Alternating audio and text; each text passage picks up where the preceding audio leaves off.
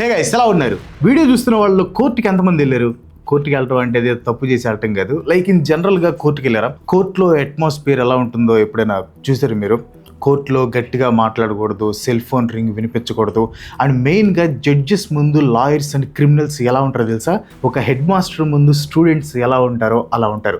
In fact కోర్టులో ఎలా పడితే అలా ఉండటానికి వీలుండదు. అండ్ కోర్టులో ఎలా బిహేవ్ చేయాలి అనే దానికి సంబంధించి కాన్స్టిట్యూషన్లో కొన్ని ఆర్టికల్స్ కూడా ఉన్నాయి. కానీ వీటన్నిటిని పక్కన పెట్టి ఒక ఇండియన్ యంగ్ మ్యాన్ కోర్టులో జడ్జెస్ని ఎదిరించి మాట్లాడాడు. జస్ట్ మాట్లాడటమే కాదు, అబ్యూజివ్ లాంగ్వేజ్ కూడా యూజ్ చేశాడు. నార్మల్గా అయితే ప్రతాప్ ఈ పాటికి జైల్లో ఉండాలి, కానీ కోర్టు అతనికి ఎటువంటి పనిష్మెంట్ ఇవ్వలేదు. అండ్ అతను సోషల్ మీడియాలో విపరీతంగా ట్రెండ్ అవుతున్నాడు. సో ఎవరు ఈ ప్రబల్ ప్రతాప్ సింగ్? ఎందుకు సుప్రీంకోర్టు జడ్జెస్ ముందు దురుసుగా ప్రవర్తించాడు? ఫోన్ రింగ్ టోన్ మోగితేనే ఊరుకొని జడ్జెస్ ఎందుకని ప్రతాప్కి ఎటువంటి పనిష్మెంట్ ఇవ్వలేదు? ఈ క్వశ్చన్స్ అండ్ ఆన్సర్ ఈ రోజు వీడియోలో మనం డీటెయిల్డ్గా తెలుసుకుందాం. అండ్ తప్పకుండా వీడియోకి ఒక లైక్ కొట్టండి. మన ఛానల్ని తొక్కడానికి ఒక పెద్ద గ్యాంగ్ వర్క్ చేస్తున్నారు అనమాట. రిపోర్ట్లు మీద రిపోర్ట్లు భయంకరంగా కొడుతున్నారు. సో తప్పకుండా లైక్ చేయండి. July 10, 2026 supreme court bench of justice K V Viswanathan గారు ఇంకా ఆలోక్ ఆరాధ్య గారు ఒక routine partial working day hearing ని అటెండ్ అయ్యారు. ప్రబల్ ప్రతాప్ సింగ్ యాదవ్ ఇన్ పర్సన్ లో, అంటే లాయర్ లేకుండా తన కేసుని తానే వాదించడం కోసం బెంచ్ ముందు హాజరయ్యాడు. అందరిలా కాకుండా ప్రతాప్ చాలా డిఫరెంట్ గా జడ్జెస్ ముందు మాట్లాడటం మొదలు పెట్టాడు. ఒకసారి ప్రతాప్ మాట్లాడిన వీడియోని చూడండి, ఆ తర్వాత నేను డీటెయిల్ గా ఎక్స్ప్లెయిన్ చేస్తాను. Prabal Pratap. Yes, Mr. Judicial Servant, I order you to order the registration of FIR against ACP Vikas Nagar Lucknow and You're Duplex ordering me. Technologies. You're ordering us. I am the sovereign and Duplex Technology Services for running cybercrime syndicate in across the country. That's all from my side. Everything is on record in 155 pages of the file, and that's all from my side. And these are few papers I have. So at this point, ये दे देना CGI. చూసారా ప్రతాప్ మాట్లాడిన మాటలకి judges ఎలా shock అయ్యారో? ప్రతాప్ తనని తాను the sovereign అని పిలుచుకున్నాడు. సావరిన్ అనే దానికి చాలా మీనింగ్స్ ఉంటాయి, లైక్ సర్వాధికారి, లీడర్, అధిపతి, ఇలా చాలా ఉంటాయి. బట్ ప్రతాప్ పాయింట్ ఏంటంటే ఇలా సావరిన్ అని అనటం ద్వారా కోర్టు కంటే తాను ఎక్కువ అని చెప్పాడు. నెక్స్ట్ వచ్చేసి జడ్జెస్ని పిలిచిన విధానం, ఇది హైలైట్. అసలు మామూలుగా జడ్జెస్ని మై లార్డ్, యువర్ ఆనర్ అని పిలుస్తూ ఉంటారు, మీరు చూసా ఉంటారు. కానీ ప్రతాప్ ఏమని పిలిచాడు తెలుసా? జుడిషియల్ సర్వెంట్ అని జడ్జెస్ని పిలిచాడు. Mister judicial servant. ఇంకా మైండ్ పోయే విషయం ఏంటంటే ఐ ఆర్డర్ యూ టు అంటూ జడ్జెస్కి ఆర్డర్ వేశాడు. ప్రతాప్ ఇలా అనగానే జడ్జెస్ బెంచ్కి ఏం అర్థం కాలేదు.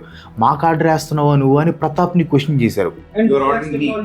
కానీ ప్రతాప్ వాళ్ళ క్వశ్చన్స్కి ఆన్సర్ చేసే స్టేజ్లో లేడు. తన చేతిలో ఉన్న పేపర్స్ని విసిరేసి చీఫ్ జస్టిస్ని ఉద్దేశిస్తూ బూతులు తిట్టాడు. వెంటనే కోర్టు స్టాఫ్ వచ్చి ప్రతాప్ని తీసుకుని వెళ్ళిపోయారు. ప్రతాప్ బిహేవియర్కి బెంచ్లో జస్టిస్ విశ్వనాథన్ గారు షాక్ అయిపోయారు. కోర్టుకు వచ్చి, అది కూడా సుప్రీం కోర్టుకు వచ్చి ఎవరు జడ్జెస్తో ఇలా మాట్లాడరు. కానీ ప్రతాప్ ఇలా మాట్లాడాడంటే దాని వెనక ఖచ్చితంగా ఏదో కారణం ఉండే ఉంటుంది. ఆ కారణం ఏంటో చెప్తాను చూడండి. కోర్టు రికార్డ్స్ ప్రకారం చూసుకుంటే ప్రతాప్ కేసు 2014లో స్టార్ట్ అయింది. 2014లో Kolkata CBI special branch Pratap మీద ఎఫ్ఐఆర్ రిజిస్టర్ చేసింది. Prize chits and money circulation scheme banning act 1978 కింద ప్రతాప్ మీద కేసు పెట్టారనమాట. సింపుల్గా చెప్పాలంటే ప్రతాప్ ఫైనాన్షియల్ ఫ్రాడ్ చేశాడు. సో కేసు పెట్టి ఇన్వెస్టిగేషన్ లాంచ్ చేశారు. అండ్ 2018లో అతన్ని అరెస్ట్ చేశారు. ఇంకా అప్పటి నుంచి జైల్లో ఉంటూ బెయిల్ కోసం ట్రై చేస్తూ ఉన్నాడు ప్రతాప్. 2021కి ప్రతాప్ మీద ఛత్తీస్గఢ్, మధ్యప్రదేశ్, రాజస్థాన్, మహారాష్ట్రలో ఎఫ్ఐఆర్స్ ఫైల్ అయ్యాయి. అండ్ ఈ ఎఫ్ఐఆర్స్ అన్నీ కూడా సేమ్ అదే ఫైనాన్షియల్ ఫ్రాడ్కి లింక్ అయి ఉన్నాయి. ప్రతాప్ ఈ ఎఫ్ఐఆర్స్ అన్నింటినీ కలిపి ఒక బ్లాంకెట్ బెయిల్ని అప్లై చేశాడు. బ్లాంకెట్ బెయిల్ అంటే అన్ని కేసెస్ కలిపి ఒకేసారి ఇచ్చే బెయిల్ అనమాట. లీగల్గా అసలు ఈ బ్లాంకెట్ బెయిల్ని కోర్ట్స్ గ్రాంట్ చేయవు. అండ్ ప్రతాప్ విషయంలో కూడా గ్రాంట్ చేయలేదు. ఏ స్టేట్స్లో అయితే ఎఫ్ఐఆర్స్ ఫైల్ అయ్యాయో ఆ స్టేట్స్కి వెళ్ళి బెయిల్ అప్లై చేసుకోమని కోర్టు చెప్పింది. ఫైనల్గా 2024లో కోర్టు ప్రతాప్ మీద జాలి చూపించింది. ఒడిశా హైకోర్టు పెట్టిన స్ట్రిక్ట్ బెయిల్ కండిషన్స్కి రిలీఫ్ ఇచ్చింది. అయితే 2026లో ప్రతాప్ మళ్ళీ ఇంకో కేసులో ఇన్వాల్వ్ అయ్యాడు. అయితే ఈసారి అక్యూజ్డ్గా కాకుండా కంప్లైనెంట్ రూపంలో అలహాబాద్ హైకోర్టులో ఒక పిటిషన్ వేశాడు. తన మీద ఉన్న కేసుని పోలీసులే ఇన్వెస్టిగేషన్ చేయాలని డైరెక్ట్గా పోలీస్ కమిషనర్ డిస్క్రిషనరీ ఇన్వెస్టిగేషన్ని ఛార్జ్ తీసుకుంటే ఇన్వెస్టిగేషన్ ఫెయిర్గా ఉంటుందని కోర్టుని రిక్వెస్ట్ చేశాడు. కానీ కోర్టు ప్రతాప్ పిటిషన్ని రిజెక్ట్ చేసింది. ప్రతాప్ తప్పు చేశాడా లేదా అనేది ఇంకా ప్రూవ్ అవ్వలేదు. ఆల్మోస్ట్ ఒక డెకేడ్ నుండి ప్రతాప్ కోర్ట్ సిస్టంలో చిక్కుకుని నాన్ స్టాప్గా పరిగెడుతున్నాడు. ఫైనల్గా అతని ఓపిక నశించింది. Just because something is trending it doesn't become right. Trend అవుతున్నాడు కాబట్టి ప్రతాప్ చేసింది కరెక్ట్ అనుకోవడం చాలా రాంగ్. ఫస్ట్ అతని మీద ఫైనాన్షియల్ ఫ్రాడ్ చేసినట్లు కేసు రిజిస్టర్ అయింది. సరే, అది ప్రూవ్ అయిందో లేదో, అతను తప్పు చేశాడో లేదో, ఇవన్నీ కోర్టు డిసైడ్ చేయాలి. ఇప్పుడు అతను కోర్టులో చేసినవి as per law wrong. Indian లాలో ఉన్న కాంటెంప్ట్ ఆఫ్ కోర్ట్స్ యాక్ట్ 1971 ప్రకారం చూసుకుంటే ప్రతాప్ చేస్తుంది ప్రతిదీ తప్పే. మన జ్యుడిషియరీ సిస్టమ్ అనేది ఒక సింపుల్ ఫౌండేషన్ మీద రన్ అవుతుంది. ఆ ఫౌండేషన్ ఏంటంటే, మీరు ఎంత కోపంగా ఉన్నా, ఫ్రస్ట్రేషన్లో ఉన్నా, ఒకసారి కోర్టులోకి ఎంటర్ అయ్యారంటే కోర్టు ప్రాసెస్ని ఫాలో అయ్యి తీరాలి. కోపంగా ఉన్న ప్రతి ఒక్కరు వచ్చి తమ ఫ్రస్ట్రేషన్ని చూపిస్తారంటే ఇంకా కోర్టులో రన్ అవ్వలేవు. కాయిన్కి రెండు సైడ్స్ ఉన్నట్లు ప్రతాప్ చేసిన దానికి కూడా రెండు సైడ్స్ ఉన్నాయి. ఒకవైపు అతను చేసింది లీగల్గా రాంగ్ అయితే, ఇంకోవైపు అతను చేసింది మోరల్గా కరెక్ట్ అని చాలా మంది అంటున్నారు. మన ఇండియాలో కోర్ట్ సిస్టమ్ డిసిప్లైన్డ్గా ఉంటుంది కానీ ఎఫిషియెంట్గా ఉండదు. మీకు కొన్ని నెంబర్స్ చెప్తాను చూడండి. 2025 ఎండింగ్ టైంకి మన ఇండియాలో పెండింగ్లో ఉన్న కోర్టు కేసుల నెంబర్ ఎంతో తెలుసా? దాదాపు 5.4 కోట్లు. ఇది ఎవరో చెప్పిన నెంబర్ కాదు, మన గవర్నమెంటే పార్లమెంట్లో అఫీషియల్గా కన్ఫర్మ్ చేస్తుంది. ఈ కేసెస్లో మెజారిటీ పార్ట్ అంటే దాదాపు 4.76 crores కేసులు డిస్ట్రిక్ట్ అండ్ సబార్డినేట్ కోర్టులోనే పెండింగ్లో ఉన్నాయి. అంటే ఇవి మనలాంటి నార్మల్ పీపుల్ జస్టిస్ కోసం వెళ్ళే కోర్టులు. పేదవాళ్ళకి ఏ సపోర్ట్ లేని నార్మల్ సిటిజన్స్కి న్యాయం చేయాల్సిన కోర్టులు అవి. అసలు ఈ రేంజ్లో కేసులు పెండింగ్లో ఉండడానికి రీజన్ ఏంటి తెలుసా?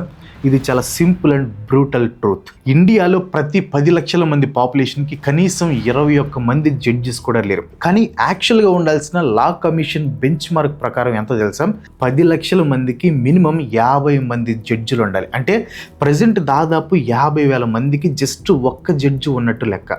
ఒక పర్సన్ కెపాసిటీ కంటే 100 times స్పీడ్తో కొత్త కేసులు వచ్చి పడుతుంటే జడ్జిలు కూడా ఆ కేసు ఫైల్స్ కింద నలిగిపోతున్నారు. ఇప్పుడు నెంబర్స్ని పక్కన పెట్టి వీటి వెనక ఎంతమంది సఫర్ అవుతున్నారో చూద్దాం. ప్రజెంట్ ఇండియాలో జైల్స్లో ఉన్న ప్రిజనర్స్లో దాదాపు 76% ఇంకా అండర్ ట్రయల్స్లో ఉన్నారు. అంటే వాళ్ళు క్రిమినల్స్ అని ఇంకా ప్రూవ్ అవ్వలేదు. కోర్టు వాళ్ళని గిల్టీ అని డిక్లేర్ చేయలేదు. వాళ్ళు కోర్టులో నెక్స్ట్ హీరింగ్ కోసం వెయిట్ చేస్తూ ఆ జైల్స్లోనే ఉండిపోతున్నారు. మన నేషనల్ క్యాపిటల్ ఢిల్లీలో అయితే ఈ సీన్ నెక్స్ట్ లెవెల్లో ఉంది. అక్కడ జైల్స్లో ఉన్న ప్రిజనర్స్లో దాదాపు 91% మంది అండర్ ట్రయల్స్లో ఉన్నారు. వాళ్ళు సింపుల్గా సిస్టంలో స్టక్ అయిపోయారు. ఒక డేట్ కోసం, ఒక చిన్న హీరింగ్ కోసం వెయిట్ చేస్తున్నారు. మన గవర్నమెంట్కి చెందిన national judicial data grid NJDG live dash board ప్రకారం చూస్తే ప్రజెంట్ పెండింగ్లో ఉన్న కేసెస్లో దాదాపు 9% కేసులు 10 years కంటే ఓల్డ్వి. మనం చిన్నప్పటి నుంచి ఒక లైన్ వింటూనే ఉంటాం, justice delayed is justice denied. ఇప్పుడు జ్యుడిషియల్ ప్రెషర్కి సపోర్ట్గా ఈ జనరేషన్ యూత్ మీద ఇంకో సెకండ్ ప్రెషర్ లేయర్ వచ్చి పడింది. వరల్డ్ బ్యాంక్ డేటా ప్రకారం 2025లో మన కంట్రీలో యూత్ అన్ఎంప్లాయ్మెంట్ రేట్ దాదాపు 16% ఉంది. గవర్నమెంట్ సర్వే ప్రకారం కూడా 15 నుంచి 29 సంవత్సరాల లోపు ఉన్న యూత్లో అన్ఎంప్లాయ్మెంట్ 15% ఉంటే అర్బన్ ఏరియాస్లో ఇది 19% ఉంది. అండ్ ఈ నెంబర్స్లో ఒకడైన ప్రతాప్కి కూడా చిరాకు వచ్చింది. తన ఫ్రస్ట్రేషన్ని బయట పెట్టే ప్రయత్నంలో లీగల్ లాస్ని క్రాస్ చేశాడు. ఆంధ్రప్రదేశ్ హైకోర్టు మే 2026. ఇక్కడ సీన్ కంప్లీట్గా డిఫరెంట్ అనమాట. షూస్ లేవు, స్లోగన్స్ లేవు, ఐడియాలజీ లేదు. తన కెరియర్ని అప్పుడప్పుడే స్టార్ట్ చేసిన ఒక young lawyer justice Tarlada Rajasekhara Rao గారి బెంచ్ ముందు నిలబడ్డాడు. అతను ఒక ఇంపార్టెంట్ కేసుని ఆర్గ్యూ చేస్తున్నాడు అనమాట. అతను ఒక లుక్అవుట్ సర్క్యులర్ అండ్ ఒక ఇంపౌండెడ్ పాస్పోర్ట్ని ఛాలెంజ్ చేస్తూ ఆర్గ్యుమెంట్స్ వినిపిస్తున్నాడు. అయితే కోర్టు ఆ కేసుని వాయిదా వేయాలి అని చూస్తుంది. కానీ ఆ యంగ్ లాయర్ మాత్రం కంటిన్యూగా ప్రెస్ చేస్తూనే ఉన్నాడు. జడ్జి గారు అడిగిన ఒక ఆర్డర్ కాపీ అతని దగ్గర లేదు. ఆ టెన్షన్లోనో ప్రెషర్లోనో సడన్గా అతని చేతిలో ఉన్న ఒక ఫైల్ టేబుల్ మీద స్లిప్ అయిందా లేదా, ఫ్రస్ట్రేషన్తో ఫోర్స్గా టేబుల్ మీద పడేశాడా అని డిబేట్ అయితే ఉంది. తర్వాత జరిగింది మాత్రం ఇండియా మొత్తం వైరల్ అయింది. జడ్జ్ ఆ యంగ్ అడ్వకేట్ని 24 hours జ్యుడిషియల్ కస్టడీలో పెట్టమని ఆర్డర్ పాస్ చేశారు. ఆ టోటల్ సీన్ కెమెరాలో రికార్డ్ అయింది. ఆ యంగ్ అడ్వకేట్ భయంతో వణిగిపోతూ చేతులు జోడించి, నన్ను క్షమించండి, ఐ బెగ్ ఫర్ పార్డన్, కోర్ట్ని డిస్రెస్పెక్ట్ చేయాలని ఇంటెన్షన్ నాకు ఎప్పుడూ లేదని రిపీటెడ్గా రిక్వెస్ట్ చేశాడు. Begging for your grace. Don't say anything, counsel. Lordship, I have some pain, your lordship. I decided to dismiss your petition. Are you thinking a great senior advocate? No, I have pain here, Lordship. That's why, Lordship. You can say so many reasons. Call the police. Sorry. I'm begging. తీసుకెళ్ళండి. You go file and appeal. ఒక young లాయర్ని అంత దారుణంగా జైలుకి పంపడం ఏంటి అని bar council of India and supreme court bar అసోసియేషన్లు స్ట్రాంగ్ యాక్షన్ని డిమాండ్ చేశాయి. చివరికి అప్పటి chief justice of India justice Surya Kant గారు ఇన్వాల్వ్ అయ్యి అసలు అక్కడ ఏం జరిగిందో ఒక కంప్లీట్ రిపోర్ట్ సబ్మిట్ చేయమని హైకోర్టుకి ఆర్డర్ ఇచ్చారనమాట. ఆ రిపోర్ట్ సుప్రీంకోర్టుకి వచ్చినప్పుడు అక్కడున్న సుప్రీంకోర్టు జడ్జెస్ ఒక అద్భుతమైన మాట చెప్పారు. Members of the judiciary at all levels must exhibit patience, compassion and spirit of encouragement towards all, especially young members of the bar. Judicial సిస్టంలో ఏ లెవెల్లో ఉన్న జడ్జెస్ అయినా సరే అందరి పట్ల మెయిన్గా ఇప్పుడిప్పుడే వస్తున్న యంగ్ లాయర్స్ పట్ల ఎంతో పేషెన్స్ని, జాలిని, అలాగే ఎంకరేజ్ చేసే స్పిరిట్ని ఖచ్చితంగా చూపించాలి అని చెప్పారు. ఈ సెంటెన్స్లో చాలా డీప్ మీనింగ్ ఉంది. ఎందుకంటే జ్యుడిషియరీకి డిగ్నిటీ అండ్ డిసిప్లిన్ అనేవి ఎంత ఇంపార్టెంటో హ్యుమానిటీ కూడా అంతే important. Coming to this Prabal Pratap case, ఇతను ఓవర్ నైట్ ఒక హీరో అయిపోయాడు. ముఖ్యంగా ఇండియన్ యూత్ ఇతను ఒక హీరో లాగా చూస్తున్నారు. అఫ్ కోర్స్ ఇల్లీగల్ పనులు చేసి చాలామంది మన దగ్గర హీరోలు అయిపోతున్నారు అనుకోండి, అది వేరే విషయం. కానీ ప్రతాప్ కేసు వేరు. ఇతను కోర్టులో చేసింది లీగల్గా కాకపోయినా మన లీగల్ సిస్టమ్ వల్ల జనాలకి కలిగే ఫ్రస్ట్రేషన్ అనేది ఎలా ఉంటుందో ఇతను చూపించాడు. నేను ఇక్కడ ప్రతాప్ని సపోర్ట్ చేయట్లేదు.